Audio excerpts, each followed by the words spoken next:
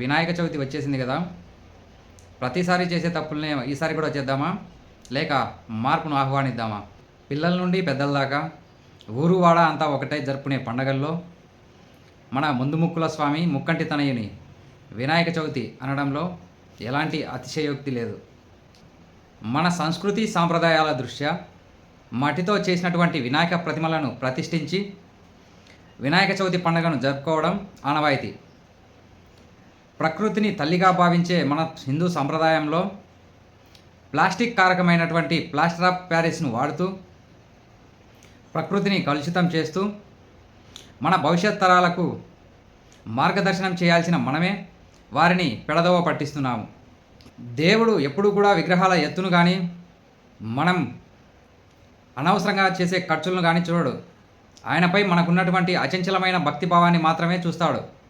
నిండు మనసుతో రెండు చేతులు జోడించి ఆయనను నమస్కరిస్తే చాలు, ప్రసన్నుడై కోరిన వరాలు ప్రసాదిస్తాడు.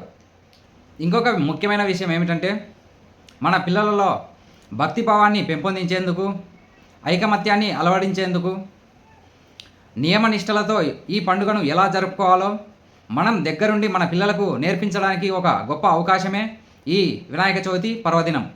ఎందుకంటే పిల్లలకి ఎంతో ఇష్టమైనటువంటి ఈ వినాయక చవితి రోజు పిల్లలు ఉదయం నుండి రాత్రి వరకు కూడా గణేశుని మండపాల్లోనే గడుపుతారు.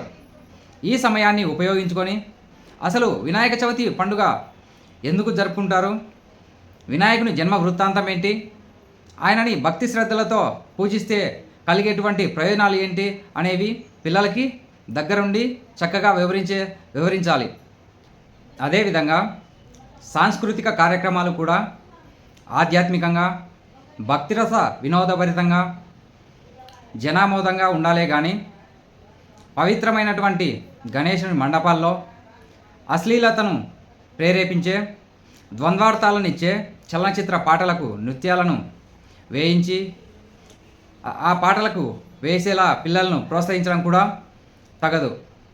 ఎంతో భక్తి శ్రద్ధలతో నియమనిష్టలతో స్వామివారి పూజా కార్యక్రమాలు నిర్వహించిన అనంతరం నిమజ్జనం రోజు ఊరేగింపుగా స్వామివారి నామకీర్తనలతో భజనలతో ఎంతో జాగ్రత్తగా నిమజ్జనం చేయాలే కానీ పవిత్రమైన నిమజ్జనం కార్యక్రమంలో మద్యపానం సేవించి ఇతర భక్తులకు అసౌకర్యం కలిగించి అనుచితంగా ప్రవర్తించడం తగదు. ఇది మన పండుగ, మనందరి పండుగ. ప్రతి ఒక్కరం బాధ్యతాయుతంగా మెలిగి మన సంస్కృతి సాంప్రదాయాలను పాటిస్తూ కాపాడుకుంటూ జరుపుకోవాల్సినటువంటి ఒక గొప్ప పండుగ.